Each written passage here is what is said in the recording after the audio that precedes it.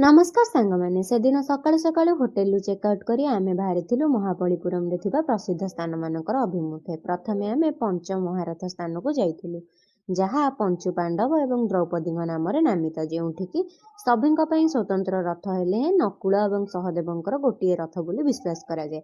सकाळु सकाळु से स्थान गहली भी नथिला और बहुत समय आमे समस्ते मिसी सेठारे एकजुट होई गपसप करबा सहित बहुत मजा करिथिलु। यापर ता सामने थिबा दुकान रो आमे जलखिया खाइथिलु। आमर एठी दहीबरा जेमती रास्ता कड़े खाइले ही असल मजा मिलिबो सेमिति मु देखिली सेठी मध्य रेस्टोरेंट अपेक्षा ही रास्ता कड़र दुकान रे तांकर इडली डोसा हो बरा हो तार गोटे अलग टेस्ट रही। यापर लाइट हाउस कृष्णास वाटरबॉल एवं परिशेष विष्णु मंदिर दर्शन करिथिलु। आमे जेउ समय रे जाइथिलु ସେହି ମନ୍ଦିରରେ ପାର୍ଶ୍ୱ ଦେବତାଙ୍କ ପରିଭ୍ରମଣ ପୂଜା ମଧ୍ୟ ହେଉଥିଲା। ଯେହେତୁ ସେଠାରେ ଅଧିକାଂଶ ବିଷ୍ଣୁ ମନ୍ଦିରରେ ବିଷ୍ଣୁ ଅନନ୍ତ ଶୟନରେ ହିଁ ଶୟନ କରୁଥିବା ମୁଦ୍ରାରେ ହିଁ ଅଛନ୍ତି, ତେଣୁ ପାର୍ଶ୍ୱ ଦେବତାଙ୍କର ମଧ୍ୟ ଦର୍ଶନ କରିଦେଲୁ। ତାଙ୍କର ଯେଉଁ ପୂଜାର୍ଚ୍ଚନା ହେଉଥିଲା ସେହି ସମୟରେ ଯାଇକି ପହଞ୍ଚିକି ବହୁତ ଖୁସି ଲାଗିଲା। ଏହାପରେ ଆମେ ସୋର ଟେମ୍ପଲ ସହ ସମୁଦ୍ର କୂଳକୁ ଯାଇ ପ୍ରକୃତିକୁ ଉପଭୋଗ କରିଥିଲୁ। ସେଦିନ ବହୁତ ଜୋରରେ ଖରା ହେଉଥିଲା, ଯାହାକି ଟିକେ ବୁଲିବାରେ କଷ୍ଟ ହେଉଥିଲା, କିନ୍ତୁ ଜାଗା ଗୁଡ଼ିକ ବହୁତ ଗୋଟାଏଠୁ ଗୋଟାଏ ବଳିକି ଥିଲା।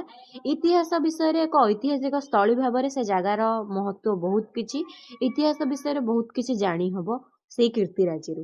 ଦୁଇପହର ଭୋଜନ ସାରି ପହଞ୍ଚି ଯାଇଥିଲୁ ଆମେ ଯାଇ ସମସ୍ତେ ପଣ୍ଡିଚେରୀରେ।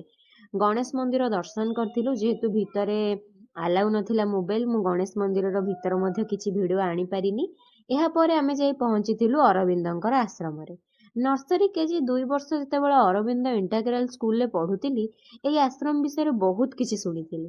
ଦୀର୍ଘ 16-17 ବର୍ଷ ପରେ ଏଠିକୁ ଯିବାର ସୁଯୋଗ ମିଳିଲା ମତେ। ଆଉ କେତେ ଯେ ପୁରୁଣା ସ୍ମୃତି ମୋର ତାଜା ହୋଇଗଲା।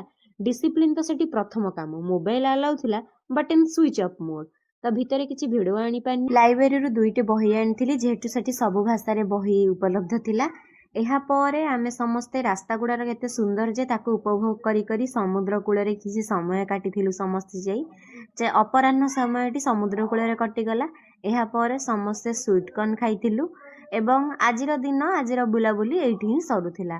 ତ ଆପଣମାନଙ୍କୁ ତ ଆଜିର ଭିଡ଼ିଓରେ ଦେଖେଇଲି ମହାବଳୀପୁରମ ଏବଂ ପଣ୍ଡିଚେରୀରେ ଯେଉଁ ସମୟ ଅତିବାହିତ କଲୁ କିପରି ଥିଲା ଏବଂ କିପରି ମୋ ଅନୁଭୂତି ଆଉ ଅନୁଭବ, କିପରି ମୁଁ କ'ଣ ଛୋଟବେଳେ ଭାବୁଥିଲି ଏବଂ ଆଜି କ'ଣ ଦେଖିଲି। ତ ଇତିହାସ ଜ୍ଞାନ କୌଶଳ ସଭିଙ୍କୁ ଦେଲା ଭଳିଆ ଆଜିର ଦିନଟି ଥିଲା। ଭିଡ଼ିଓଟି ଭଲ ଲାଗିଥିଲେ ସବସ୍କ୍ରାଇବ୍ କରିବାକୁ ଜମା ଭୁଲିବେନି। ଦେଖା ହେବା ଆଉ ଗୋଟେ ନୂଆ ସ୍ଥାନ ସହିତ ନୂଆ କଥାବାର୍ତ୍ତା ସହ।